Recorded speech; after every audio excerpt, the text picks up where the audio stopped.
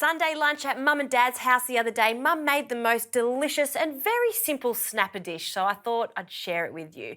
Now, the most important part of this dish is to get the freshest snappers you can find. So a key indication that these are fresh, first of all, I always look at the eye. If it's a really clear eye and not too milky in colour, then you know you're onto a really fresh fish. Also, the smell. They should smell like the ocean. And then also, you can just open them up and have a look at the gills. If the gills are bright in colour, then you know you've got fresh snapper. Now, I've placed this into a large baking dish, and just to ensure that they fit, I'm just going to cut the tail off. And I've asked my fishmonger to not only gut the fish, but also take all the scales off. Okay, so let's add the very simple flavours that Mum adds to this. First of all, olive oil. Good little drizzle of olive oil. Some salt, not only on the fish, but also into the cavity.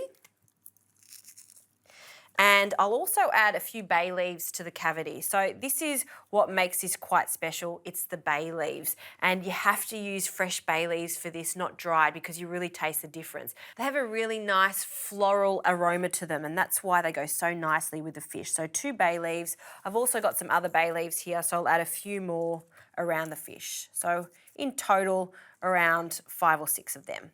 Okay, next, some French shallots. I'll add them to the base of the dish and around the fish.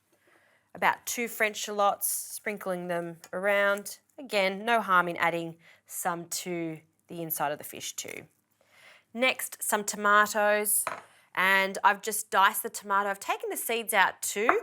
We're just going to place, again, same kind of style, a little on the bottom and also a little on the top. So this is really rustic home-style cooking, so it doesn't have to be perfect in presentation. All right, some white wine. We'll drizzle that in the dish, just in all the little spots there. And butter. You'll need 100 grams of butter. It's that combination of tomato, white wine and butter that creates the most divine sauce for this. So I've got unsalted butter, 100 grams, and I'll just cut that into 4. And then just use your hands just to break up the butter all over the fish.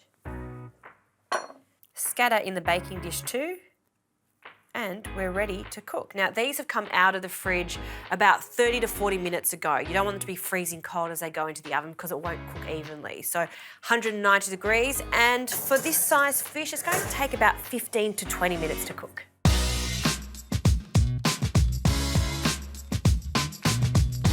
Have a look at the snapper, so perfect.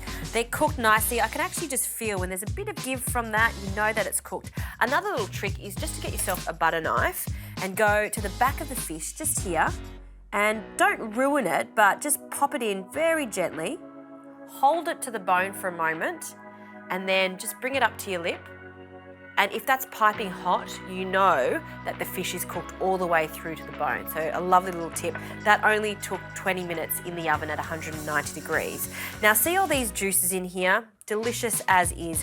What I like to do before I take it to the table is just get a spoon and just bathe each fish in that gorgeous wine. And that simply goes to the table as is. Serve it with some steamed waxy potatoes like kipflers, fantastic, even some beans. That is Sunday lunch at Mum and Dad's house.